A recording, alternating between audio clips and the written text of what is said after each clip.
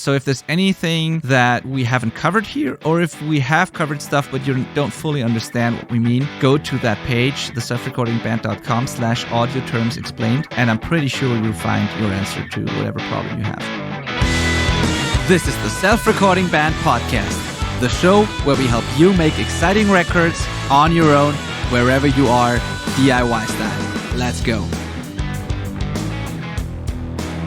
Hello and welcome to the Self-Recording Band Podcast. I'm your host, Benedict Hein, and I'm here with my friend and co-host, Malcolm Owen Flood. How are you today, my friend?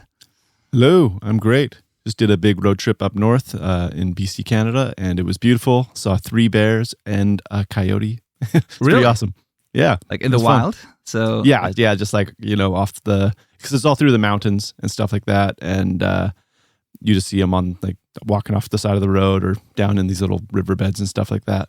It was pretty cool. Cool, but you were in a car, right? Or safe in a car. These were only black bears, so they're pretty small as bears go. But we were in grizzly territory at the end, but we didn't see any grizzlies.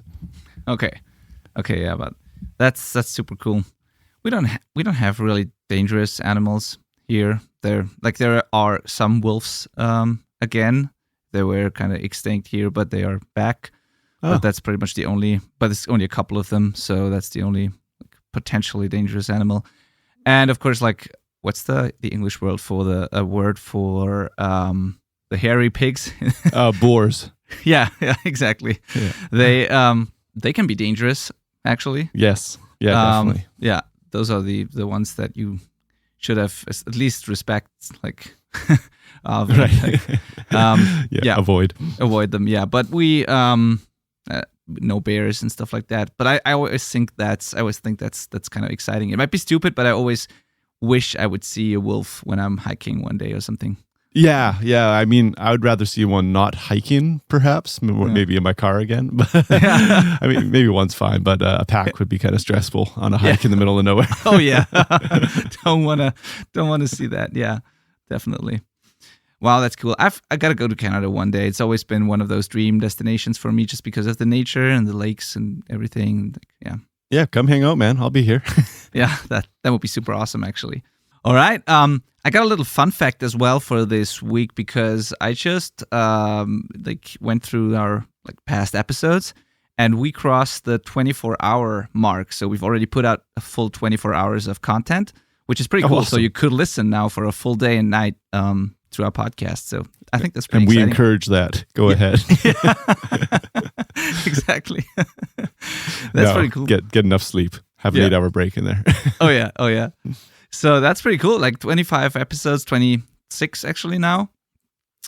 Over 24 hours of content, and it's been pretty great. And also, this week I got a lot of emails and requests for certain topics and questions and problems that people have. So there will be a lot of episode ideas, I think, that will come from this, which is super cool. So keep telling us about your problems and your, like, where you're stuck or the progress of your projects or whatever, because there's always something interesting in there that we can unpack on the show. So yeah. Yeah, definitely. Keep doing that. Thank you. That's awesome. So we do part 2 of this episode that we started last week, and it's about what to do when things go wrong, troubleshooting. We started with technical issues. We went on to tone problems, or things you can do when you're not getting the tone you're going for, or when there's issues with how it sounds. And we'll just continue where we left off, and that was we were talking about drums, basically. And the next bullet point here was harsh cymbals, and that's, I think, a pretty big and common one. Can be a lot of reasons for that, and I think that's one of those things that's, I think, most DIY recordings that people do without guidance on their own have this problem in some way. Like, cymbals very rarely sound super great when I get them from people who recorded them in their practice spaces. And So why do you think that is? Actually, I see what we've written down as an answer here, but I think before that even, it's often the cymbals. Bands are actually, that's not really true. I want to say generically bands always choose bad cymbals, but Yeah. but beginning bands definitely do, because cymbals are really expensive, good ones. So people end up with just like their starter cymbals that maybe came with the drum kit in some cases, and they're pretty terrible sounding. It seems like they just get amplified in how terrible they are under a microphone as well. So having some extra cymbals around is a really good idea. I'm actually recording in a band right after this. I'll be heading out to start producing a band, and I had them go and rent an entire additional set of cymbals, and we'll have some options then. So he's got this set that he's always had, but he kind of knew he was self-aware enough to know that they're kind of cheap and might not do the job. And then we've got a whole new set that he's just rented from a music store over here. And they're super nice, so we'll have options. And sometimes you actually want to change the cymbals based on the song you're doing, so we can have different cymbals for each song if we really need to. But after that, after having good cymbals, I would say it's normally this early reflection kind of thing where there's like a hard surface. Normally might be walls on either side of you if you're in a smaller room, and the cymbal is just kind of like reflecting right off of that back to the microphone, and you're getting this kind of comb filtering thing going on, and it just sounds really terrible. Yeah, exactly. Low ceilings as well. Yes. Low untreated ceilings. So if you're in a high room, like with high ceilings, sometimes you can get away with an untreated ceiling if it's far enough away. But in general, like some cloud or some absorber or diffuser or whatever above the drum kit is a good idea in most rooms, in every room basically, but especially if you have a low ceiling. And that's the same issue. It's just the reflections from the wall hit the microphones almost at the same time as the direct signal from the cymbals, and those two mix, and it sounds weird. And also it will sound like overly bright and harsh oftentimes. And I totally agree with the cymbal choice as well. That's probably the first issue here. And I get it. Cymbals are expensive and like they break, so you need to buy them over and over again, oftentimes over like your career, depending on how good the cymbals are. But that like I always say to people that you could get away with cheap shells if you put great heads on them, if you tune them well. So like, but the first thing I would always upgrade are the cymbals with my drum kit. So yeah, that's a very good point. I realized as we say this that putting in a cloud is not a super attainable thing for a lot of people in their DIY recording setup. Maybe you don't own your drum space, so you can't mount something to the ceiling. So I guess just don't overthink it. Treat what you can. Like if you can put up some stuff on the walls, that's better than nothing. Just do what you can and make it work. Plenty of drums do get recorded with this still going on, and the mixer makes it work. That's another reason to have a good mixer. Yeah, totally right. And like as far as cymbal choice goes, it depends, of course, on the sound you're going for and the genre. But cymbals are one of those things where one of the rare things where I really believe that more expensive cymbals just are better. It's not always the case. Like with other gear, sometimes cheap options can be really great, but with cymbals, it's really expensive. Cymbals almost never sound really terrible, but very cheap cymbals almost always sound pretty terrible. So just buy good ones. And also for recording in general, I would say as a rule of thumb, larger but thinner cymbals are a great choice often, because they tend to be darker, fuller sounding, and not as harsh and like annoying. And also the weird thing is people are often afraid of buying like thin cymbals because they think they will break them earlier. But I found that actually the opposite is true. I found that very stiff, thick cymbals break more often. So you don't need to be afraid here, actually. And that's totally true. My drummer Marcus explained it to me that them being thinner lets them kind of bend and absorb you smashing them, and the stiffer ones don't have that flex, and they're too rigid, and they eventually snap on you. Yeah. So thinner lasts longer, and I agree. You want fuller cymbals, and I generally like larger ones as well. I almost always tend to prefer that darker thing, but we can't say that's the rule, because it is totally dependent on the song and stuff like that.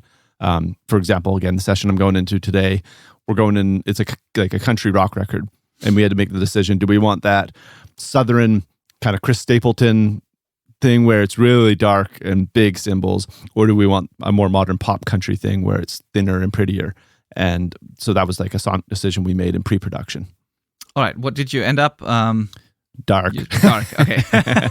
But it could have been the other way, so... Could have been, yep. Yeah, totally. Yeah, I agree. But again, bright, expensive, good cymbals will be better than cheap, bright cymbals. So, yeah. Definitely. Cool. Let's move on with another thing here with the cymbal sound.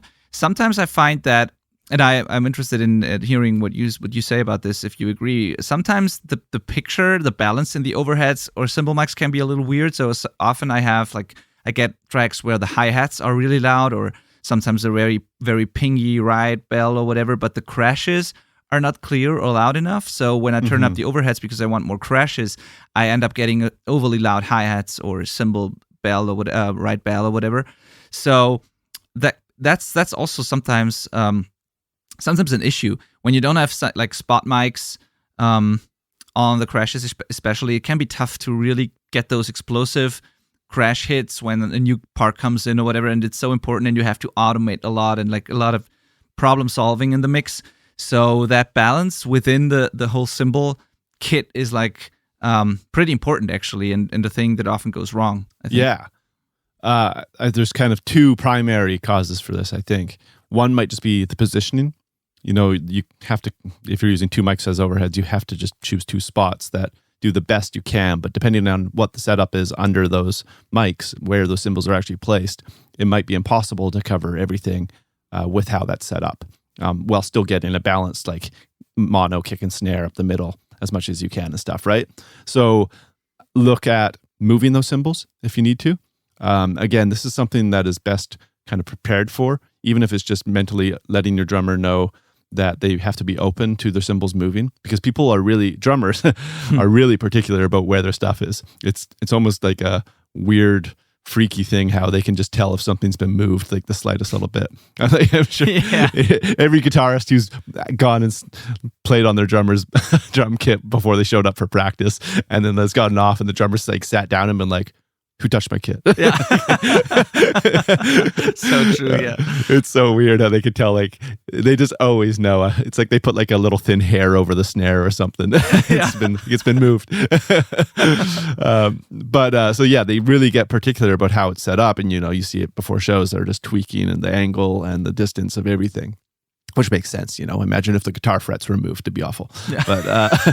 But with recording, we need to have that flexibility of maybe moving that left crash further towards the drummer, so it's more under the overheads or further away, depending, whatever needs to happen. The hi-hat's something that I often request to be moved, just to increase like my snare bleed situation.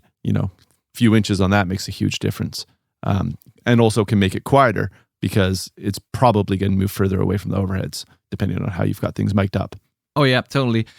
And also, I think how you hit it, how you play it, plays a big part. And that goes along with the positioning of the hi-hat, actually, because I found when you place the hi-hat a little higher, which is a good thing because you have less hi-hats in the snare mic, but it also kind of, it makes it harder to really smash the hi-hats. So the higher up they are, the quieter people tend to play them. And because if they are down there, you can like really hit them hard, and if they're a little up, it's like it's just usually people play quieter, and that's also something like you can really, if there's a new part coming in and you want really big explosive crash cymbals, you can like hit them really hard and make them sound explosively, and then the hi-hats you should usually play them really like in a controlled way. You should control the crashes as well, but some parts of the song may require you to like really hit the cymbals hard, so that balance in the playing in combination with the positioning of the actual cymbals is often the key. And I think a lot of people know now that it's generally a good idea to have loud shells and quieter cymbals, but sometimes they forget to do that with the hi-hats as well. So they still play the hi-hats pretty loud, but not the crashes. And and then it gets weird. Yeah, definitely. Yeah, there's a lot of coaching going on for different parts. Be like, okay, I know I've been telling you to hit the cymbals quiet for the entire song, but on the entrance to the bridge, really hit it. Like smash or crash, huge there kind of thing. Stuff like that. It can be just single instances or whole parts. And then, so the positioning and how they play it are obviously going to be the two biggest factors. But yeah, don't be afraid if you have the channels to throw up a spot mic and get something directly on the microphone just to reinforce that and make sure you're capturing that and have an option there. Oh yeah, and that can be again our often like recommended SM57 or something. It doesn't need to be an expensive condenser mic or something. Just any mic you have left over can be used as a spot mic. It's just to have that extra channel where you can like push the fader up a bit and bring the crashes out more. So it doesn't need to be pretty oftentimes, just something that's, gives a little more volume to it. Yeah, definitely. My most common spot mic is actually probably the Ride, if anything, I think. And it's just because I like having attack, like a really clear pingy attack from, the mic's as close as I can get to the stick hitting the cymbal. And then that's something I can just sneak in there because it's going to be in the overheads.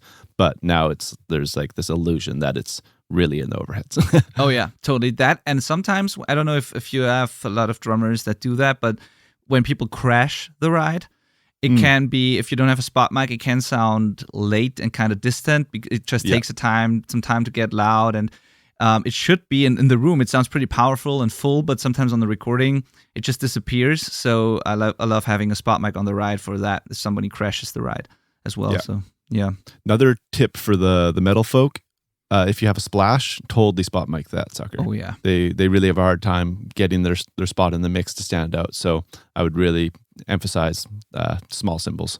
Oh, totally. Yeah, that and effect cymbals in general. I think so. If you have a China on the far right or something, that's also a good idea. Often to mic that, even if it's just hit once in the song, but you want to make that hit audible. The China that's never hit, that's like behind the drummer. It's so far away. Yeah. But when they hit them, you want to capture it. So yes, definitely. Yeah. And the drummer will love you for it. Yeah, totally. The rest of the band hates it, but the drummer will love you. Yeah, exactly. Yeah, awesome. I think that covers it pretty much. And then there's this early reflection thing again, of course, the phase issues. That's always a big one. Like phase with drums is always a thing. So it could be that you have all those things in place, but still, like you have bleed from one crash into the other overhead and like vice versa. Right. And so it's just not defined. They may be loud, but they might sound weird because they're firing back from all the walls. So again, same issue. Definitely. I have a quick story to tell about China cymbals. I love the way China cymbals sound. I don't know why that is. Maybe it's just like I listened to a lot of metal growing up, and I think they sound really cool. But in the rock realm, especially like the type of rock that my band of Rascals is, they're not a thing. They're like for the metal kids. They were really popular in the 2000s, and but myself and my singer Sam really loved them, and we were always trying to convince Marcus, our drummer, to get one. And he's like, "No, like they're dumb. Like it's not happening." And he's like always lipping them off, and we're always trying to convince him to get one. And I think he had one, but he would never put it on the kit. And then we went into the studio with our producer Eric Ratz at the time, and Marcus was recording away, and we're like, "Hey Eric and Fabio," which was our Flavio, which was our drum tech for the session, and we're like, "Marcus really hates China cymbals, but could you ask him to put one on this song? We just want to see if he agrees with you or not." Like, because he's getting told by these two really popular producer kind of folk. So what's his reaction going to be to getting told to use the China cymbal by these guys instead of us? Yeah. So he did. He's like, "Hey, Marcus, we've been thinking, and you know what would be awesome, and this song really needs, it's a China cymbal." Marcus is like, "Oh, okay." Like, "Yeah, all right." Sure, bring it out. And he's like, I think he was like very skeptical that he was being screwed with, but but funny how that works, right? When someone else is telling them instead of your friends and bandmates. Right? Yeah, totally. Did you end up using it then, or no, not at all. Not at all. It's such a fun story. Yeah, but I can relate because in the punk rock world, it's kind of the same. It's like, for the metal kids, as you said. But I agree. I like how they sound, especially like that's the one exception, by the way, to the expensive cymbal rule that I just said. I think that cheap Chinas actually sound pretty cool oftentimes. There's some very, very cheap Chinas that sound pretty cool and trashy, and they sound cool because they sound like trash. That's awesome. Yeah, it's meant to like stand out. Yeah.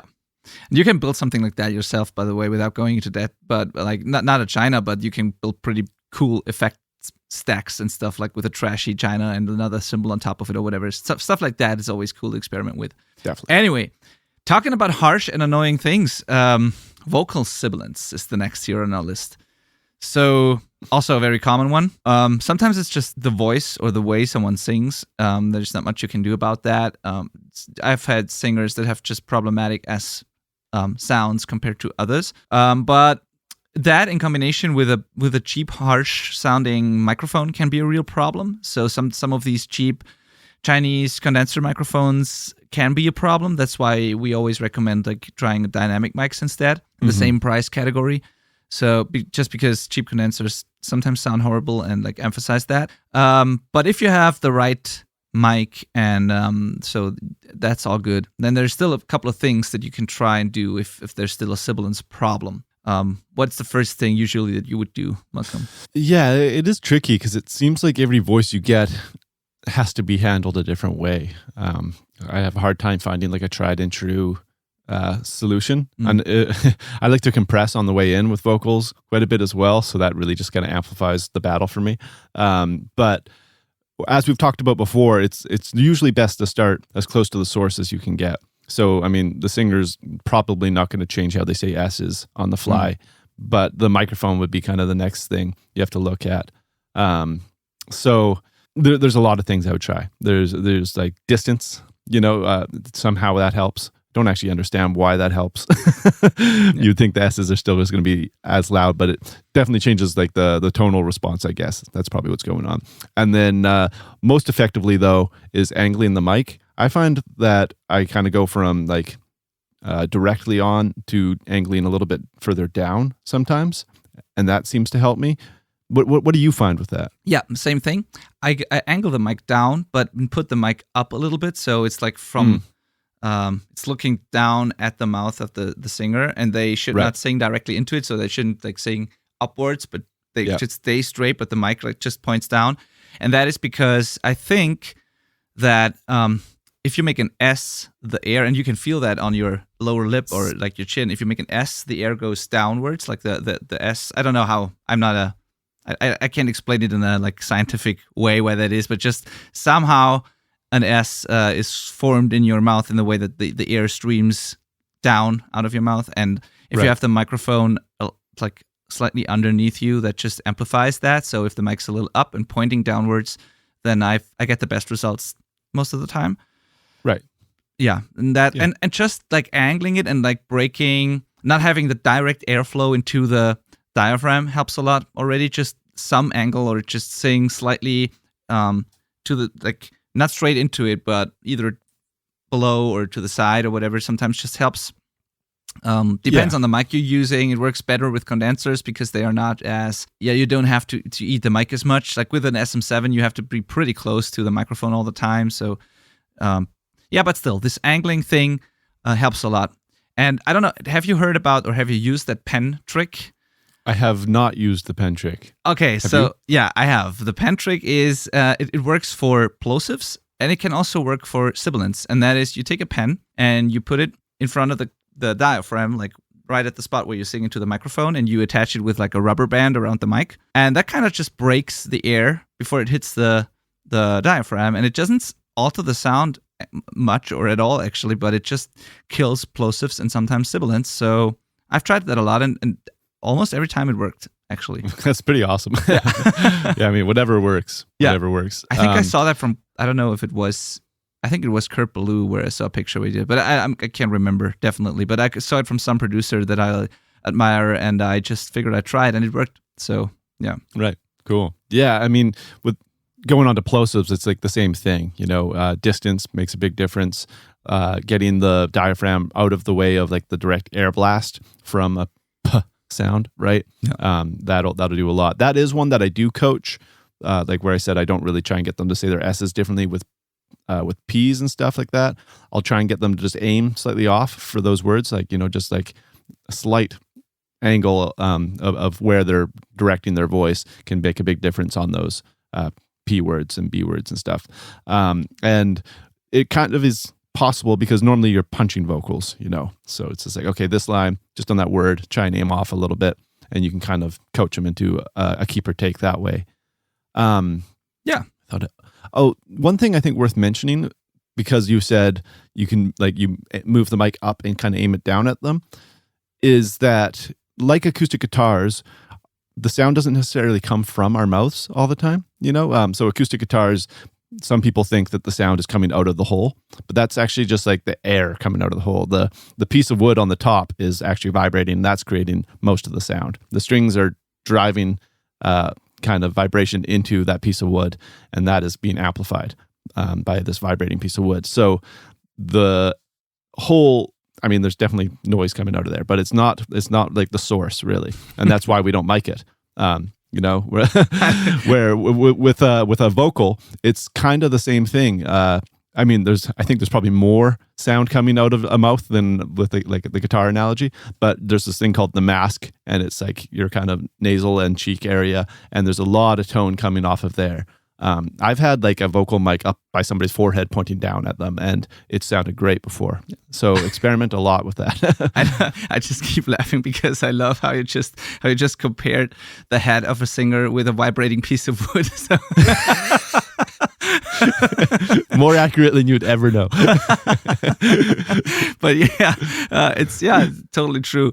And that there's what you can actually do. It may look kind of weird, but it really works. And it's in a great book called Mixing with Your Mind. If you want to pick that up, it's a pretty expensive but super great book. I think it's the best book on engineering and mixing that I've ever read. It's by an Australian engineer and author, and it's like, it's super expensive. You get it. They ship it from Australia, but it's like a really, really, really great book. And what he does is he explains how he would listen to a singer and like walk around their head, or like move his head around their head and just listen where, like, what it sounds like. Because what's also true is that not everybody sings like not everybody has their mouth like straight to the front when they sing. Some people sing slightly to the side, or like like everybody makes like some weird things with their face when they sing. And for some people, it might be a wise decision to put the mic slightly on one side of their head or something. It can be totally different depending on how they sing, how they move their mouth, and how it sounds. So he would actually walk around them and just listen how it sounds. So you might get a weird look if you do that, but can be worth it. And just experiment. Everyone's different.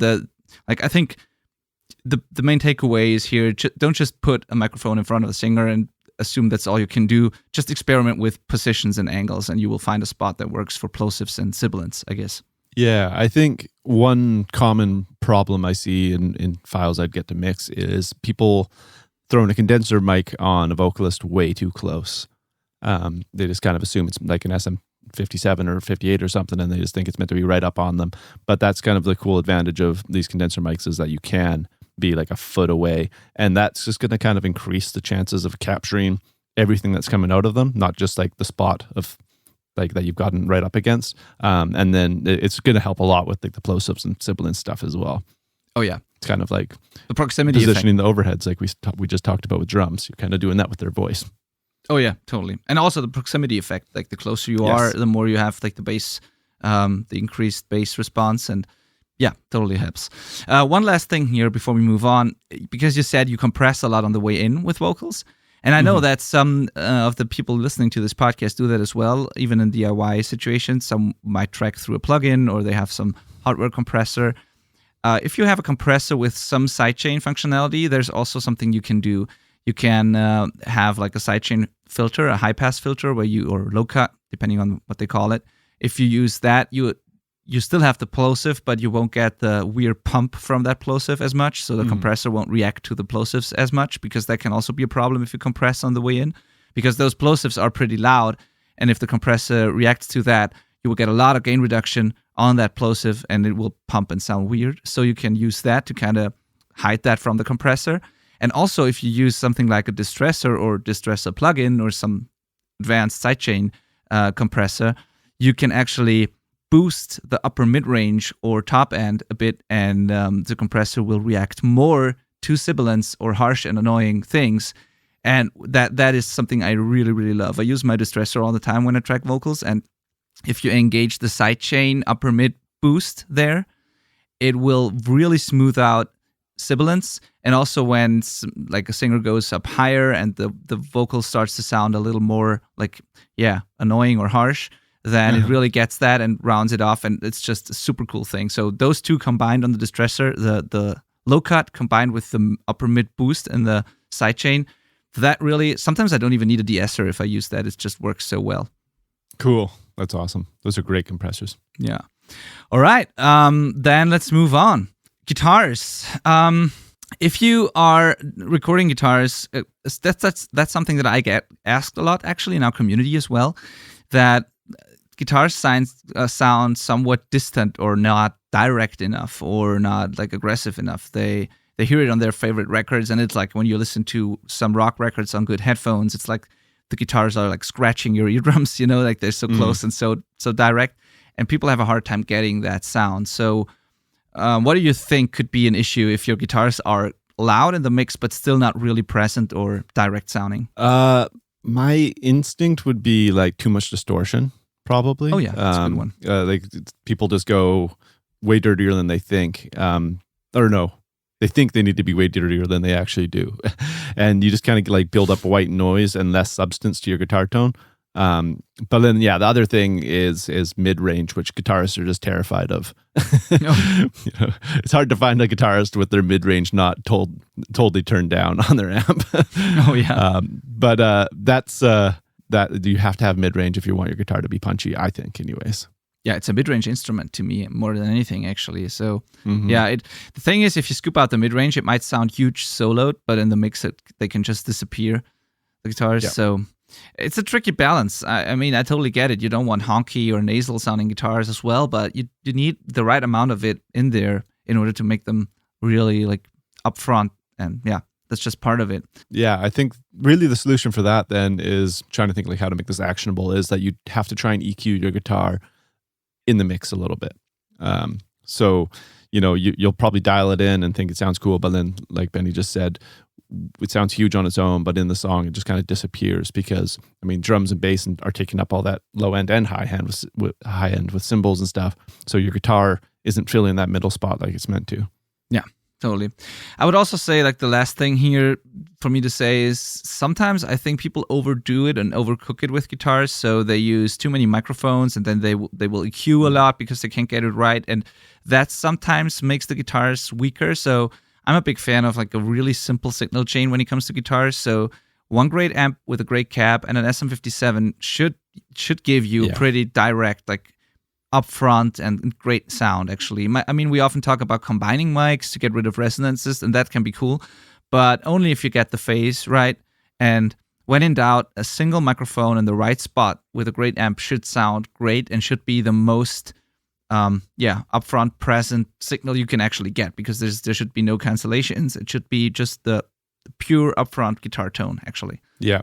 I'm a big fan of the throwing up the 57, and if I need to throw up another, going for that. But you normally shouldn't have to. Like, normally that works. Exactly, yeah, totally. So keep it simple. Don't overthink it here, and it should be like, if you have to EQ a lot and use a ton of mics, that's usually another issue. So one thing, just in case we forgot to say it, did we mention with the plosives? Did we mention the pop filter? Just going back to the vocal real quick, because that's an obvious one. No, we didn't. Just one sentence: use a pop filter if you don't have one. Like that's that small, like, often black screen thing in front of the microphone. That just, again, breaks the air flow and like softens the plosives. So yeah. Depending on what you're working with, you might have to use two. Just be aware. It has happened. Very rare, but sometimes. Yeah. All right. So our notes are a little over the place. So there's one again with like that's all about drums again, but we don't have to talk a lot about this. I think we talked about phase a lot. The next point here for us was weak snares and toms.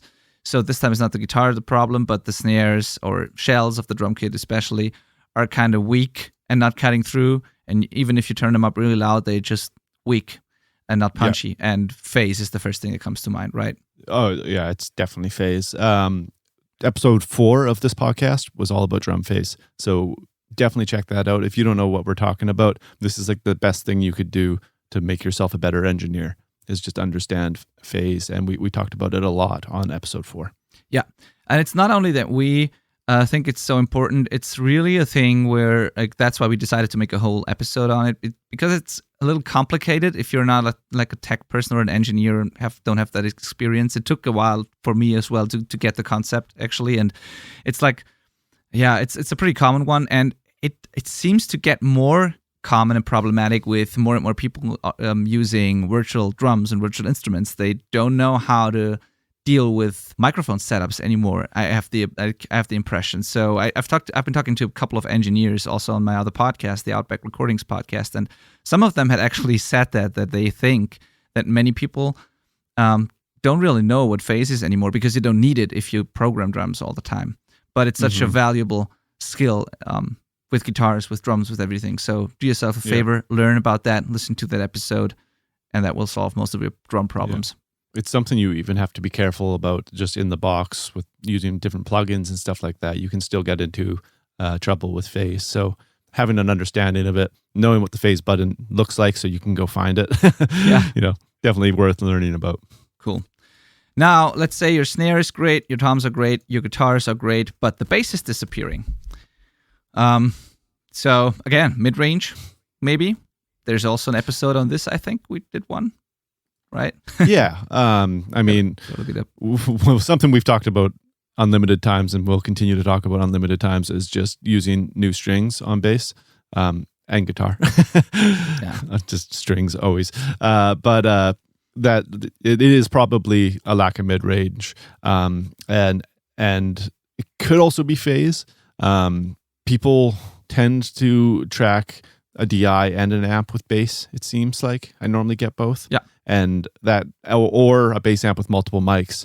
Ever since Royal Blood became a big band, I get like these weird guitar amp things happening. And I really wish that was easy to do and pull off, but it's really hard to get that. And like, so far, nobody sent me a bass amp sound that was meant to be like Royal Blood that has actually worked. So thankfully, I've found other ways to make it happen for them. But yeah, as long as they send a DI, you should be able to do something like that. Yeah, but that's totally true. Like phase is a big one. Yeah, so when in doubt, don't. I'm big on committing to things, but in this case, when in doubt, don't commit and don't mix your DI and amp tracks before you send it to the mixer, but just send the DI separately. So there's actually something you can do about this in the mix. The lack of mid-range, I just looked it up. It's episode 12 of the podcast, and it's called Bass Tone is More Than Just Low End. So yeah, that's basically that. Listen to that episode. We talk about that there in great detail. And yeah, it is what the episode is called. Like, it's not just low end. There's mid-range, there's pick attack, there's a lot of things that you need to have to make a bass cut through a dense arrangement, especially. Might not be as problematic in other genres, but when we're talking about rock and big guitars, you got to have some mid-range, maybe some drive or some like pick attack, something to cut through those guitars and make the bass audible on small speakers as well. So a dull, subby bass tone won't work in most cases. New strings, mid-range. Yeah.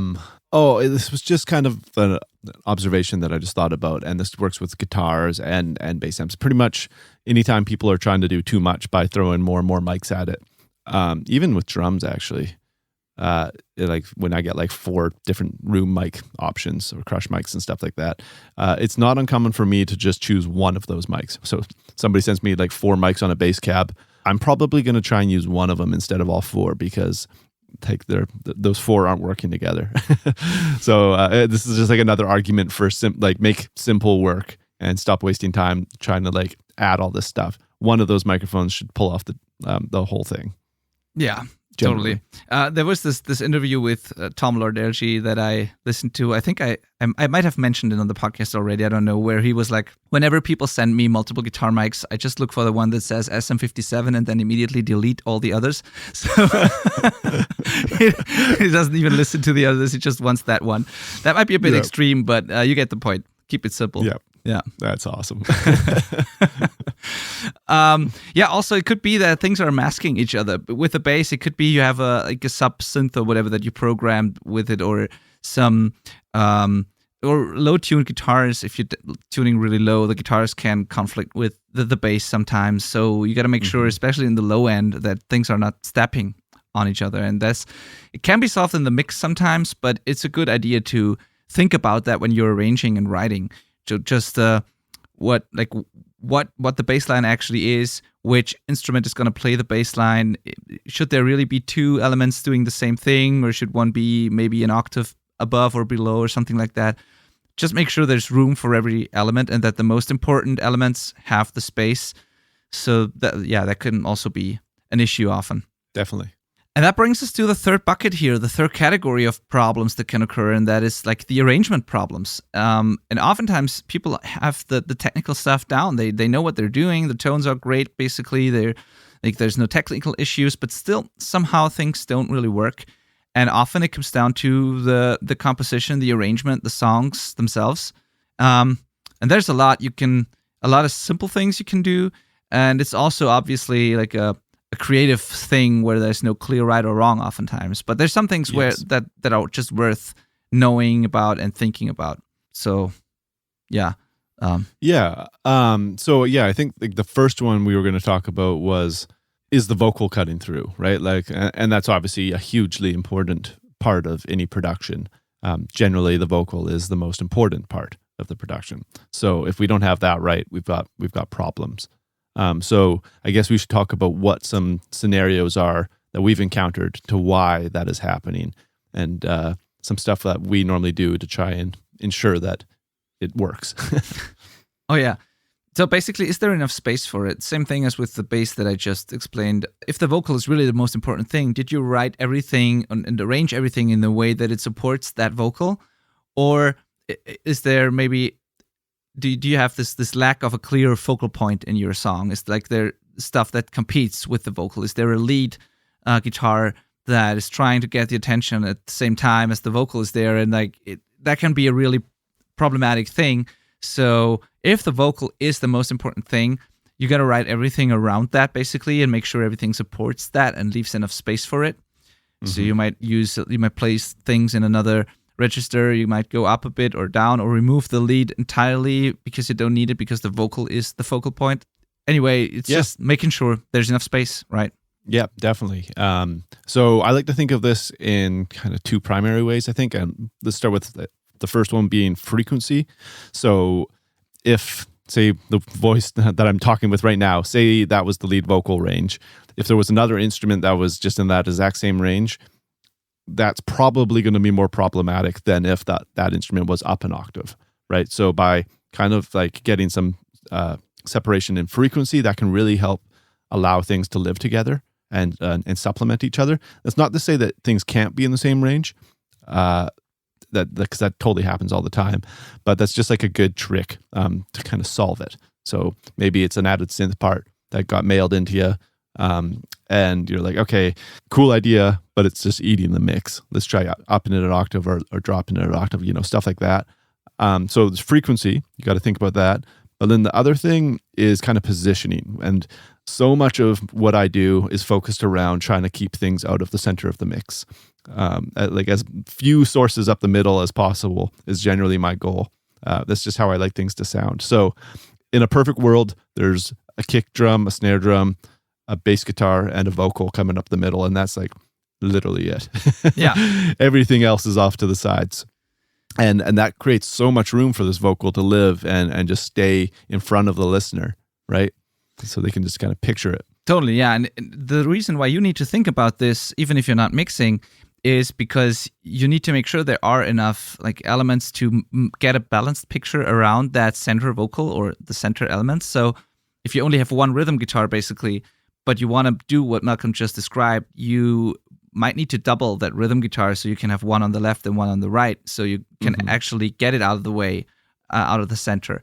So thinking about that if there's one thing on the left, there should be some counterpart on the right. And just arrange the song in that way with the mix in mind, kind of, and make a rough mix as you go, just to make sure that this actually works. So don't just listen to it in mono, but make a rough mix and put the things like in the spot in the stereo field where you think they're going to go, and then you will immediately see and hear if there's enough space up the middle. And I totally agree with Malcolm. It's either, to me, most of the times it's hard left, hard right, and center. And some things like toms or so might be in between a little bit, but most of the time it's really wide. And in the middle, there's the vocal, the kick, the snare, and the bass. Yeah. Yeah, so people don't really realize this, but what you're sending the mixer is kind of dictating where they're going to put things because, like you said, if there was only one guitar and there is nothing to balance it out, and it doesn't have to be a double of the guitar to balance it out. That's just kind of like the modern solution because it totally works. Yeah. It's like it's symmetrical and full sounding. But, sometimes it's a guitar and then a piano is on the other side, or a banjo would be a great example, another stringed instrument. So they're kind of the counterparts to each other, and that works. So if I got a guitar and a banjo in this country song, theoretical country song for you here, I would totally try that. I'd be like, all right, banjo hard left, maybe guitar hard right, or maybe the opposite, depending on where the hi-hat is panned. And then that would work.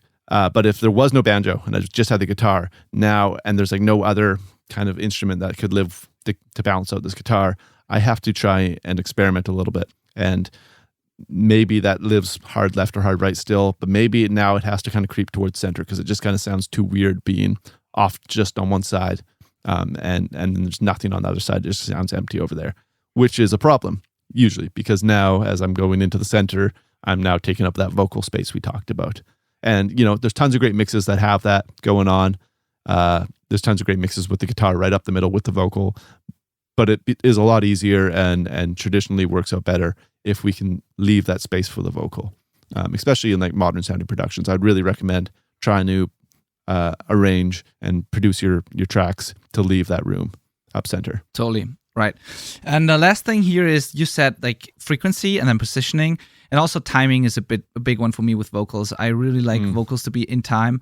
The reason why I mentioned that when it comes to vocals not cutting through, I just had a record that I mixed where I wanted the vocals to be loud and upfront and explosive sounding, sort of. It's a very rhythmic vocal in the chorus, almost like like it was a rock song, but it was almost like a rap kind of rhythm, and really, it just had to be spot on. And I like the vocal. I thought it would be like the timing was good, and I just couldn't get it to pop like the way I wanted to. And then I dug in a little more and I adjusted the timing a little bit to make it a little more perfect. And once it really locked with the kick and snare, all of a sudden the vocal was there because the kick and snare emphasized the rhythm of the vocal. It kind of got one thing, and all of a sudden the vocals just jumped out. And before that, it was kind of an undefined thing where it just didn't work. So timing is a big one for me as well with vocals. If it just sits there in the right spot, it's so much better and it works. Right. Yeah. Cool. Okay, so talking about left and right and stereo field, guitar is not wide enough. That's also something that I get that people say when they send me stuff to mix. We want the guitars to be really wide, and for some reason in our rough mix we can't get it to be that wide, and we want it to sound like XYZ. So what can you do as an artist, not as a mixer, to make sure you have wide guitars in the end? Right. Well, first off, I feel you're paying people. It's, it only lets you go so far left or right, and you think it's wide, and then you hear something else, and you're like, how did they? It's like their faders go further than mine. I don't get it. Yeah. And that is a weird illusion to battle and get good at. But yeah, so talking about guitars specifically, another big problem that has come up quite a bit, less so it seems now. It's like the word's getting out that this doesn't work. But at the beginning, I used to get tracks like this all the time. If you duplicate a track, like literally copy and paste the same guitar performance and pan it left and right, that doesn't actually work at all. Even if you nudge it or delay the signal a little bit, it's not the same thing. We're essentially, the point I'm making is you have to actually record it twice and have a real performance on each side. That'll do a lot for your width. So, Benny, question for you. Do you like doubling the same guitar or using a different tone and guitar for the double? Totally depends. If the main factor here is if the band wants it to sound like one guitar or one thing but wide, then definitely the same rig, the same guitar, same everything, same player. It should just basically sound like one guitar but wide. If they want, some bands are really big on we want this to sound like we're sounding live. We want people to hear that this person is on the left and this person is on the right. If that's the case, we use a distinct guitar sound for those people. And it may still be a double, so it might still be the exact same riff or whatever, but with a different rig, just so you can still hear who is on what side. But that's basically it. if the separation is not as important and it's just about a big wall of sound and it should be very tight, then same rig. Depends on the goal. Yeah, I find that I'm normally using the same rig, but when I do want it to be extra wide, I might use a different sound for the other side. But there's a total trade-off there. So like I said, generally the same thing is the solution because it is tighter and more intonated and just works out a lot better. It's more reliable. But know that answer's there. You can kind of introduce this wider spread by another different tone. Yep. Kind of creates a coursing effect. Yeah. And also one thing I would warn people not to overdo it with this, or maybe not even use this, depending on what you're going for. There are some sims and software solutions where you can record like a stereo guitar and make it wide, and like those things put out a stereo signal, and you can kind of cheat and make a stereo signal with one performance. Of course, there's ways to do that, and it can work, but usually either sometimes it collapses as soon as you listen in mono, or it just doesn't really sound as wide, or you have to totally overdo it, and then it sounds kind of it's this weird sensation where you feel like you're deaf on one ear when it's totally out of phase and supernatural wide.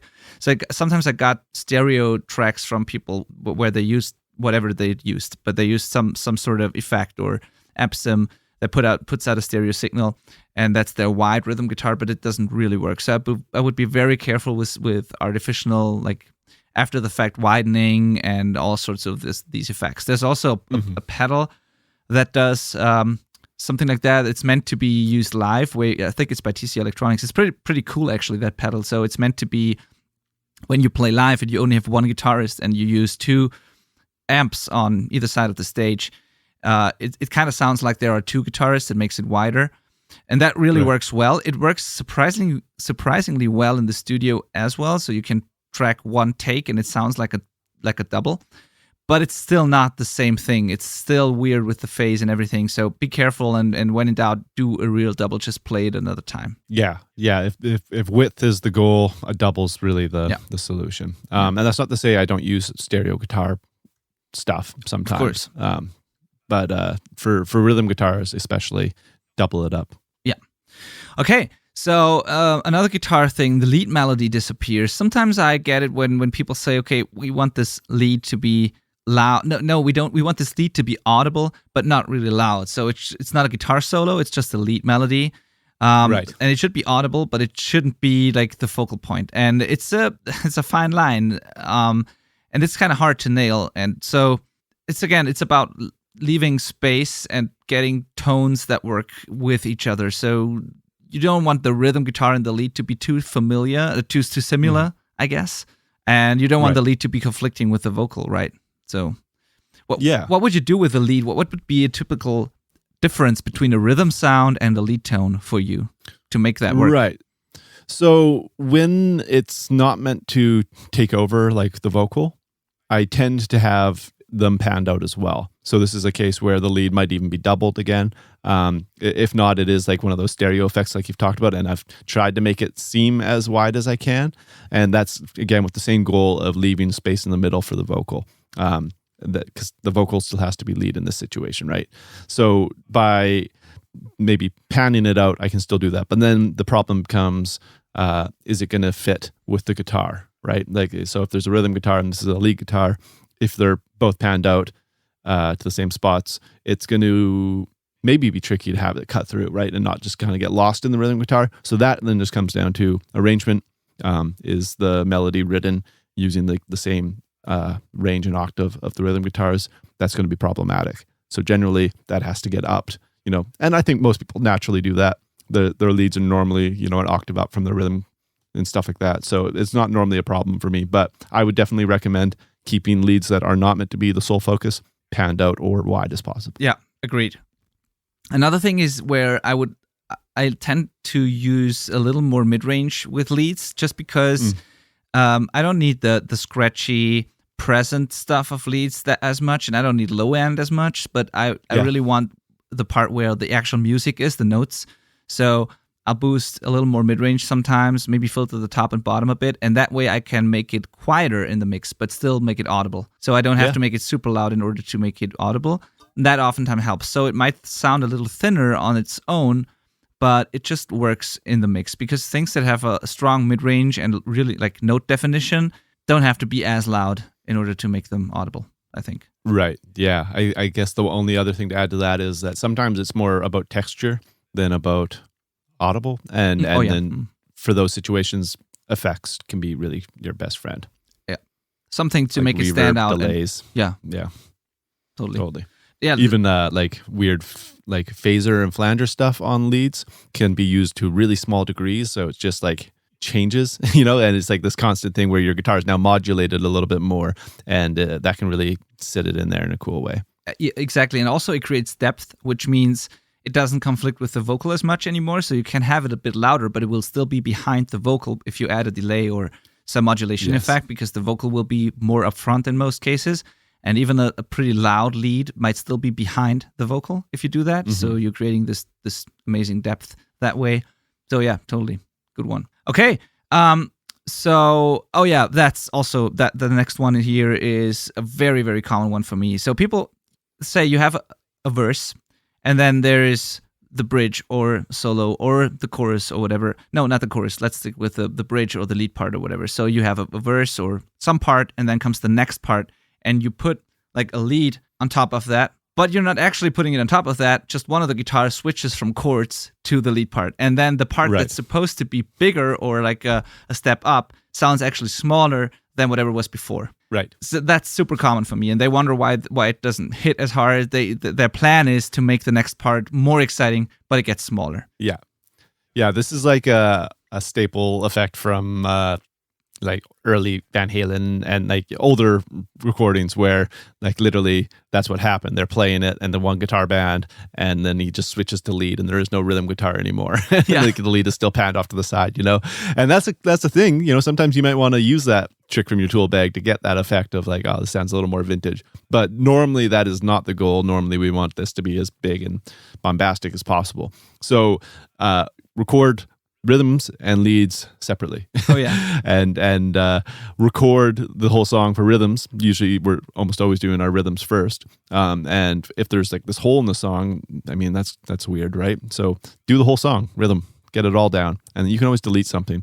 And then that'll solve that problem. Now you're going to put a lead on top of it. And I think that also helps you be more creative with making those lead tones really awesome, because maybe that you're not used to having a rhythm guitar there taking up space and making it sound fuller. So you have to like do a better job at making this wicked lead tone, getting cool lead parts and effects in there to make it really stand out over top of this now fuller arrangement as well. So it's like a win-win. Oh yeah, totally. I haven't thought about that, but that's totally true. It gets you a better lead sound in the end. And I think that people are often afraid to cheat here. So they think we have like two guitarists and we don't want three guitars in a part. But I think that's not an issue, because a listener won't care. They hear this, They hear the rhythms, and then the next part is a solo that comes on top of that, or some lead part, and they're not like, oh wait a second, there's still two guitars and now a third one's coming in. They don't care. Yeah. It's just the next part is bigger and there's a rhythm, there's a lead, done. Like you don't have to be afraid of that. That's not a thing. Nope. So yeah, do that. Put it on top instead of add a new layer instead of changing one of the layers. And do, as Malcolm said, record rhythms and leads separately. And just try it. And also what Malcolm said was you could always delete stuff. So when in doubt, you record just an additional layer. And if it's too much, you can always mute it. But if it's not there, there's not much you can do. Just make sure that it works from part to part and that the part is as big as you thought it should be. Yeah, cool. Exactly. Same thing with choruses. Sometimes the chorus is often, or most of the times, the chorus is supposed to be the biggest part, the highlight of the song, right? But sometimes they just don't kick, and like the chorus comes in and it just doesn't pop the way you want it to be. And same thing, add stuff to the chorus instead of changing what's there, or maybe reduce what's before the chorus, like make the verse smaller, or do just do something to make sure that there's a step up, basically. Yes, definitely. This can be tackled in so many ways, and it's kind of like one of the main tricks a producer has to have available to kind of be like a quote unquote good producer is like figuring out how to always make that chorus pop. So let's run through some ideas. Common tool bag trick for me is more vocal layers, So say you've just got like the vocal up the middle for the verse. Now the chorus kicks in and we add in like harmonies or big doubles, or I really like adding in like a low octave of the whole chorus, so you just get them to sing the low octave part as well. And that just adds like this really deep, rich layer to it, that can be really cool. High octave as well can be awesome. So more vocal production is like a really classic tried and true fix that pop people use all the time. I mean, every genre seems to use that a lot. But that's definitely not the only way, You can really add anything. You can have a synth kick in. You can have more guitars. Even if like you add like quad guitars, so you've got a left and right double through the verse, but now you have an additional left and a right double with a different tone kicking in for the chorus, just beefing it up a little bit. That can be really cool. And then like you said, Benny, sometimes the trick is actually to make the verse smaller. So taking something out through that. I actually try to go for that in the mix a lot. Like, maybe I'll take some high end out of the drums or some low end out of the drums for the verse and then let it back in for the chorus kind of thing. So it's like this kind of illusion. Well, it's not an illusion, but the listener doesn't really even know it's gone until they hear it kick back in on the chorus, right? Yeah. Yeah, I mean, it's unlimited ways. Good arrangements, I find, do this on their own. Like there's like a short pause right before the chorus, or it just breaks down to just a vocal for like a bar, and then the chorus kicks in. Sometimes the guitar doesn't even start till the chorus. Oh yeah, yeah. So writing around the chorus is like this fascinating thing, and it's not always like the right call for sure. But I think you should always try and think about that. And the people that do, it tends to pay off and really make explosive, dynamic songs. Oh yeah. Totally. Things that I have enjoyed lately and that I had a lot of fun with on the last couple of records that I did is, and that I also recommend to people now often when they record themselves, is like, don't be afraid to use additional elements in the chorus that are not part of the actual band. Like the same thing, you might just be like 5 people, bass, 2 guitars, drums, vocals, but there's no one can stop you from still using like a very subtle synth or whatever in the chorus, like an octave below the bass, very subtle, just to give more weight to the chorus, for example, or some pads to open it up. Not even really audible, just something you can feel, something that makes it a little bigger, more open, whatever. Don't be afraid of that. I often recommend that to bands, even to bands who want to sound really authentic, because you don't need to make it obvious. You don't need to make it sound fake, but just some of those additional production elements are really helping with this. And we see this more and more with modern production, also in the rock world, that there's a lot of post-production going on often, that bands experiment with that more often. Great producers do that all the time. So don't be afraid to try that. You can always delete it if you find it cheesy or if it just doesn't work. But don't be afraid to use whatever you can to make the chorus bigger or just connect more. And then there's also one thing that I've just tried recently a lot, and I wonder why I didn't do that more often before. I sometimes use some sub-synth generator with the bass, or some like octaver or something like that below the bass in the chorus. It's just very, very subtle. That can sound really cool. Just it gives you that feel of like added weight and size in the chorus. And there's this unbelievable thickness. Yeah. There's this great, I'm so in love with this plugin. There's this great plugin by Brainworks, the BX Subsynth, I think it's called. It's so damn good for that. I use that all the time in the mix, but you can do that when you're tracking as well. There are pedals for that. You can do all sorts of things.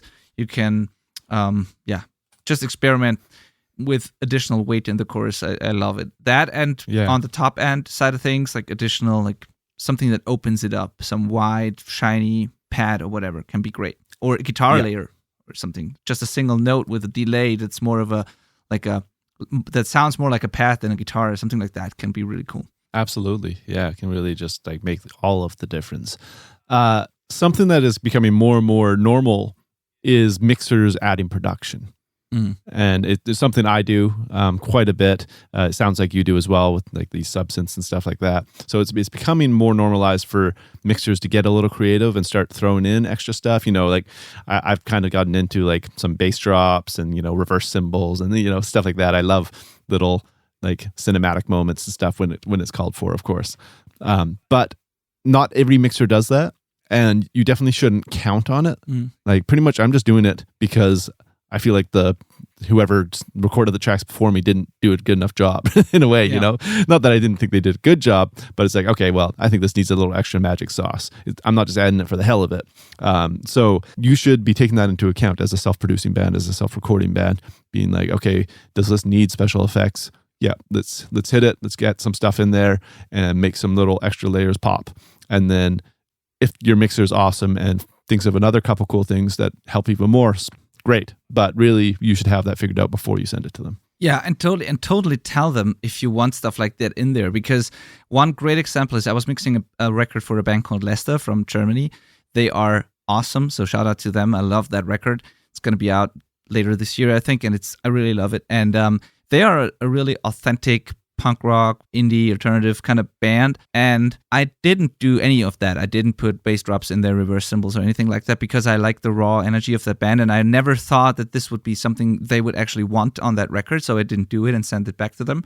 And then in the revision process, they came back to me with like, hey, what would you say that it would be cool to have that bass drop on the first hit of this chorus, or have the reverse cymbal in this transition and stuff like that. So they asked me to do this stuff, and I was like, "Whoa, really? Like, you want to do something like that? Cool." I would have never done that on my own because I thought that it doesn't fit the what they were going for. But they were totally right. It worked out very, very well.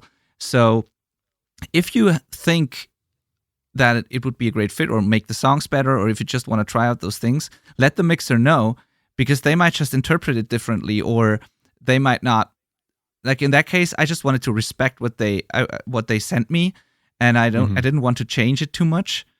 But if they tell me that they want to do it, I'm all for it. And yeah, I did it, and it turned out great. So just let the mixer know if you're open to stuff like that, because if it's a good mixer, they can become creative then and add stuff that could really, really add another level of excitement to it. Yeah, and I feel like we should just mention that different mixers are going to respond to it differently. Some people just are like, you're going to send me stuff, I'm going to mix it. That's my job, kind of thing. So this isn't really a mixer's job. So it's kind of like a bonus fry. Oh yeah. And then also bringing it in, like you and Lester have a good relationship. Yes. So it's not like this band that's put you through 6 rounds of revisions for no reason is now like, oh, and add some extra stuff. Like that's gonna, like if that happened to me, I'd be like, no problem. It's going to be at this hourly rate to do that, because that's totally outside of the scope of work. So it's this kind of weird. You should always have that up front, and you should always actually provide it up front. Yeah, totally forgot to say that. Absolutely right. And I actually, and the Leicester boys will confirm that, I actually replied and said, you know what, I'm going to do this, and I think it's a cool idea, and I'm open for it, but that is not part of the revision process, actually. I just want you to know that is actually production, so we can do that. But if there's a lot of this stuff coming now and we basically start producing again, we have to talk, So that's what, to be fair, that was what I said to them, what I sent them back. And so always do that before the mixing process starts, so you can factor that in and like know what to expect. And that's not part of mixed revisions, actually. So absolutely good. It's like you said, it is production. Yes. So it's a little out of order to be doing it there. So try and figure it out in advance. Yeah, totally. And again, if your mixer knows, if you're counting on them for post production, if you tell them that you also want post production, they're going to do that first and then mix, Yep. So totally. Yeah, totally. All right. I mean, I guess that's it. That were 2 pretty extensive episodes on troubleshooting. We covered a lot of things in there. I don't know if there's anything you want to add to this list now that we've been through it. I think we've probably overwhelmed them enough. Yeah, I think so too. There's one more thing I want to send you to if you're listening right now, and this is an article or a series of articles that I wrote. And if we've gone through these episodes pretty quickly, and there might be a term or a thing that we've been talking about that you don't really understand or not sure what we mean. So I've made a series of articles that explains audio terms, and like it's technical terms, it's terms used to describe the process of making a record. It's like, it's this resource where you can just look up things in case you don't know what it is, and it's pretty extensive. It's pretty detailed. It's a series of 5 or 6 posts, I think. It's called "What Does the Damn Thing Actually Do and How Does This All Work?" So the link to that is theselfrecordingband.com/audio terms explained, and you'll find like an overview of like all the content, and it's separated in general audio terms, the production process, routing and processing, microphones and mic accessories, preamps, converters, interfaces, cables, connectors, computer software, audio files. So all those categories, it's in a logical order. You can search for terms. And so if there's anything that we haven't covered here, or if we have covered stuff but you don't fully understand what we mean, go to that page, theselfrecordingband.com/audio terms explained, and I'm pretty sure you'll find your answer to whatever problem you have. That's a pretty awesome resource, actually. Cool. So Thank you. Take that up, download it. Yeah. You don't even have to download it. It's just a blog post. Just have to open the link. Reference it is what I mean. Yeah. Exactly. Yeah. So do that. Tell me if there's something missing. I'm happy to update that constantly, and I would love people to. I would love to see a lot of people use that reference. Awesome, cool. Then I think that's it. Yeah, man. We'll be back next week as always, and join our community, Facebook community. Leave us a review. Send us your thoughts, send us your questions and issues, just like you did like during the last couple of weeks, which was awesome. We love to hear this stuff. Podcast at theselfrecordingband.com. Theselfrecordingband.com/community is the Facebook community. And see you next week. Absolutely. See you next week. Bye.